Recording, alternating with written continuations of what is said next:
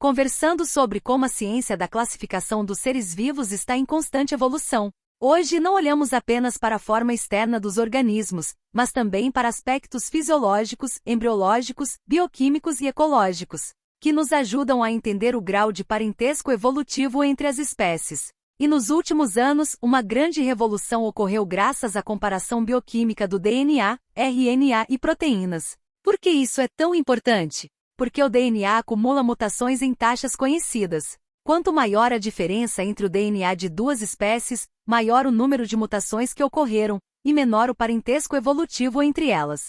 Por outro lado, quanto mais semelhantes forem os DNAs, mais próximos estão evolutivamente. Isso nos dá uma ferramenta poderosa para reorganizar a árvore da vida com base na evolução real, e não apenas em aparência ou anatomia. Em 1990, Calvoese e sua equipe deram um passo gigante nesse sentido ao propor uma nova categoria chamada domínio. Eles estudaram os genes que produzem o RNA ribossômico, moléculas essenciais para formar os ribossomos. Esses genes são conservados ao longo da evolução, o que significa que suas sequências mudam muito pouco, mesmo entre espécies muito diferentes.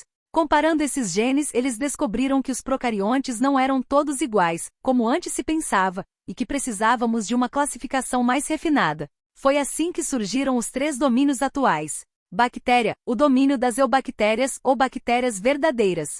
Archaea, organismos que muitas vezes vivem em ambientes extremos, como fontes termais ou lagos supersalinos. Apesar de parecerem bactérias, seu processo de duplicação do DNA e síntese de proteínas é mais parecido com o dos eucariotos. Eucária, todos os organismos com células eucarióticas, protozoários, fungos, algas, animais e vegetais. E os vírus?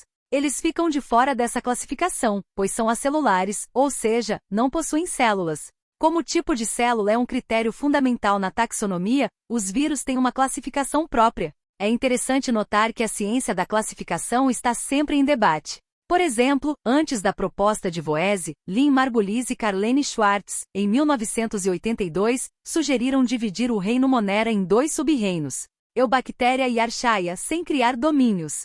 Margulies também trouxe a teoria endossimbiótica, que explica como mitocôndrias e cloroplastos surgiram a partir de procariontes que passaram a viver dentro de células eucarióticas. Essa associação aumentou a complexidade genética dos eucariotos e possibilitou grande diversificação dos organismos. Um fenômeno chamado transferência horizontal de genes, diferente da transmissão tradicional de genes de uma geração para outra, transferência vertical. Mais recentemente, em 2007, Sandra Baldal propôs uma atualização na classificação dos eucariontes, incorporando todas essas descobertas genéticas e bioquímicas. Ou seja, a classificação biológica não é fixa.